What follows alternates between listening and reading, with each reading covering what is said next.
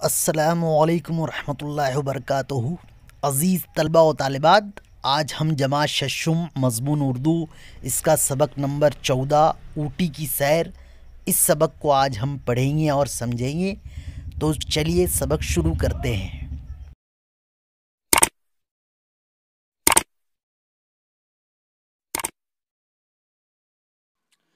14वां सबक ऊटी की सैर इदारे की तरफ से सबक दिया गया है। पहली बात, घर के यकसा माहौल से जब आदमी उकता जाता है तो उसके दिल में घूमने फिरने और नए मकामात देखने की ख्वाहिश पैदा होती है। ये तस्वीर देखिए, यकीनन इस तस्वीर को देखकर आपके दिल में कश्मीर जैसे मकाम की सैर की ख्वाहिश पैदा होंगी। कश्मीर भारत के शिमाल में इंतहाई सर्द और ख़ूबसूरत मकाम है।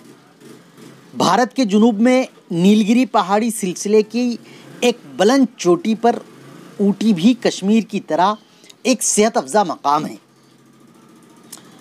वहाँ के पहाड़ अगरचे कश्मीर के पहाड़ों की तरह बर्फ़ से ढके हुए नहीं, मगर बुलंदी की वजह से ऊटी बहुत सर्द मकाम बन गया है।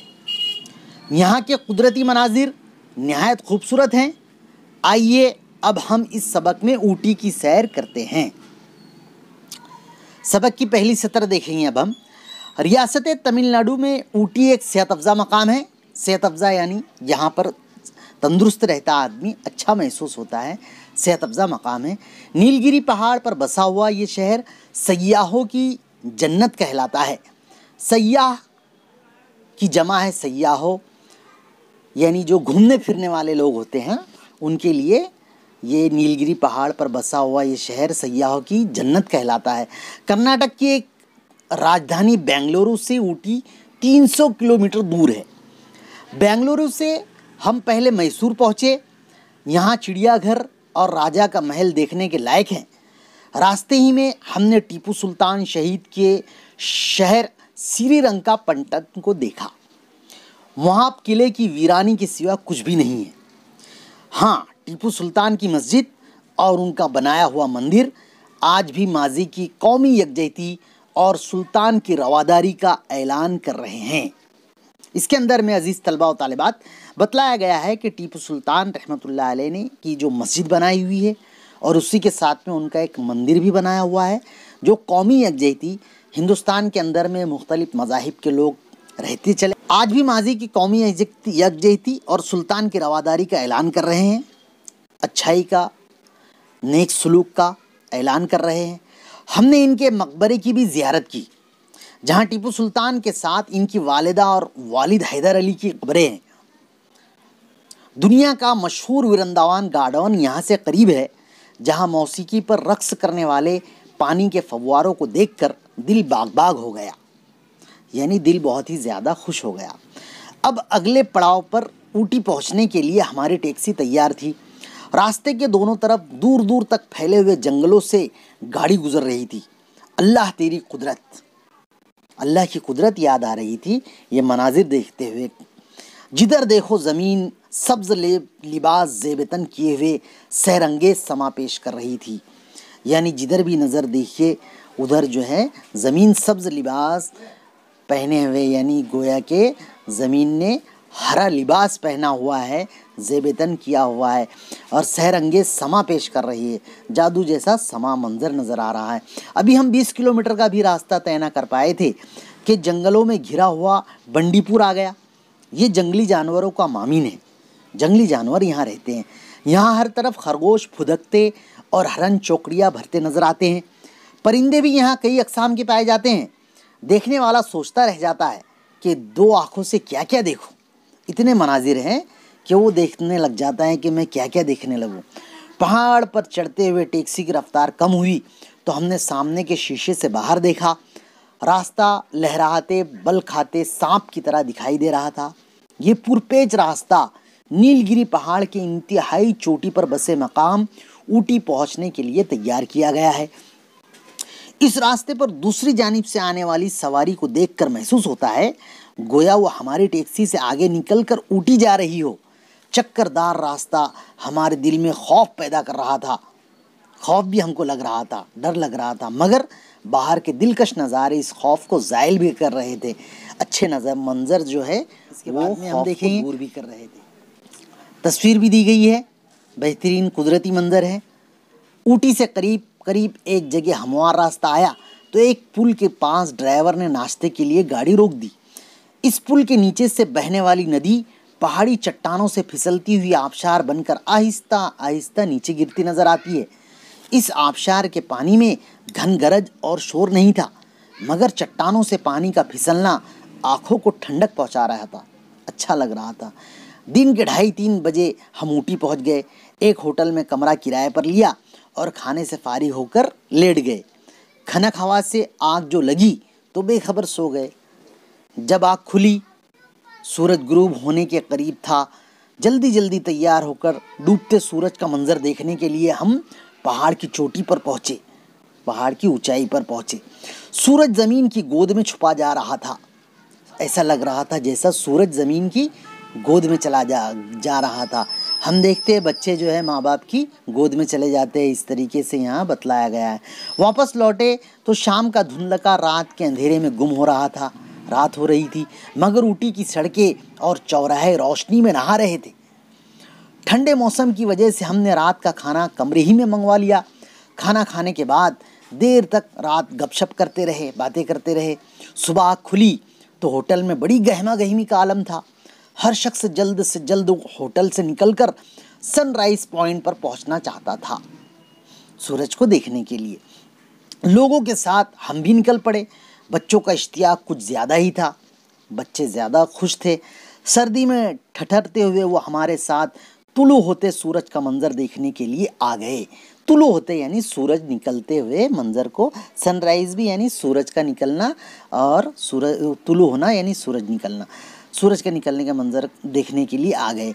शफक की लाली धीरे धीरे जर्द होने लगी।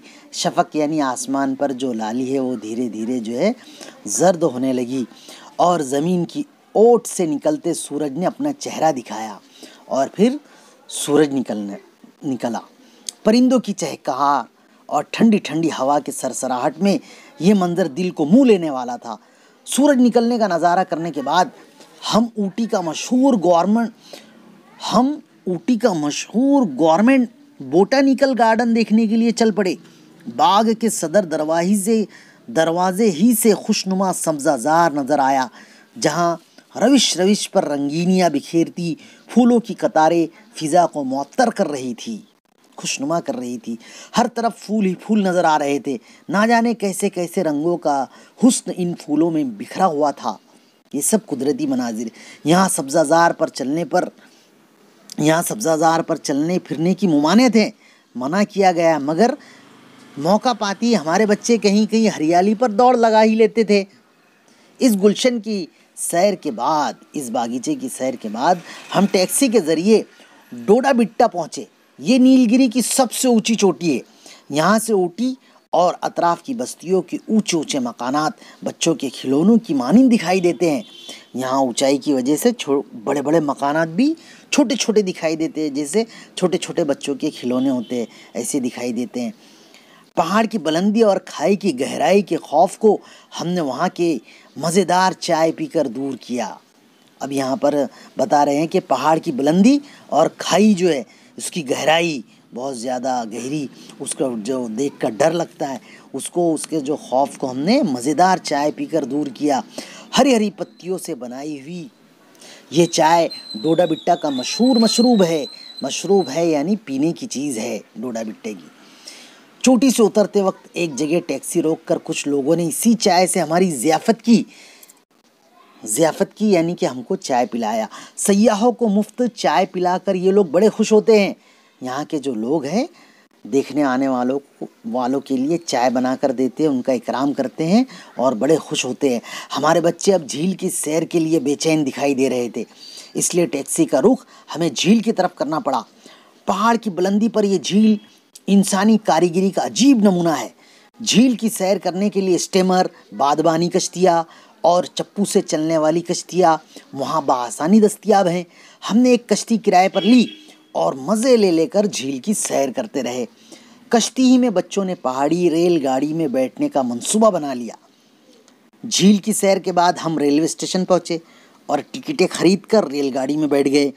ये रेलगाड़ी दीगर रेलगाड़ियों से मुख्तलिफ हैं, दूसरी रेलगाड़ियों से अलग हैं और नहायत धीमी रफ्तार से पहाड़ी के नशीब व फराज में उतरती चढ़ती है। नशीब व फराज यानी कि उतार चढ़ाव, नशीब व जो फराज है उतार चढ़ाव है, उसके अंदर में नहायत ही आहिस्ता से धीमी रफ्तार के साथ में उतरती चढ़ती है।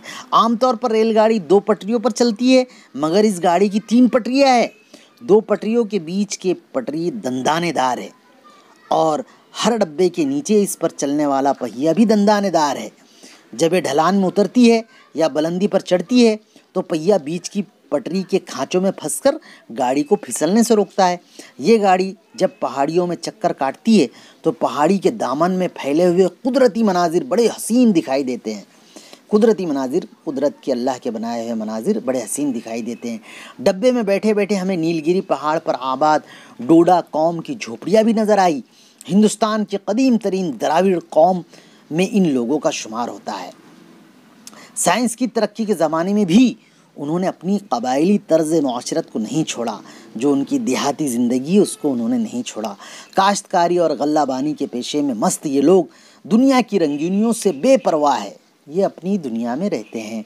ऊटी की सैर तकरीबन ख़त्म हुई तो हम वापसी के सफ़र की तैयारी करने के लिए होटल लौट आए। सयाहों की तरह हमने भी यहाँ के दुमदार सेब और ऊटी के मशहूर नीलगिरी की तेल की चंद शीशियाँ ख़रीद ली। वहाँ की ये मशहूर चीज़ें हैं, इसलिए उन्होंने यहाँ की ये चीज़ें भी ख़रीद ली। 1:30-2 बजे वापसी का सफ़र शुरू हुआ। रास्ते में भारत का मशहूर फिल्मी सनती मरकज़ देखा।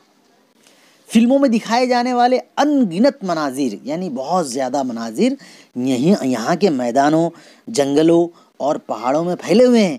रात 11 बजे बेंगलुरु से हमारी ट्रेन थी, इसलिए बेंगलुरु पहुंचकर हमने स्टेशन से करीब के बाज़ार से बच्चों के लिए खिलौने और मिठाइयाँ खरीदे और रेलवे स्टेशन पर आ गए। ट्रेन में अपना सामान सीटों के नीचे रखकर हम इत्मीनान से बैठ गए और गाड़ी छूटने का इंतज़ार करने लगे। इस तरह यहाँ पर सयाह के ताल्लुक से सफ़र के बारे में तफसील के साथ में बड़े ही मज़ाहिया दिलचस्प अंदाज के अंदर में सबक को पेश किया गया है। बड़ा ही ये आसान ज़बान का सबक है। आज के लिए इतना ही। मज़ीद वीडियोज़ को देखने के लिए हमारे चैनल को सब्सक्राइब कीजिए और आइंदा इंशाल्लाह हम अगला सबक को पढ़ेंगे। तो चलिए, खुदा हाफिज़।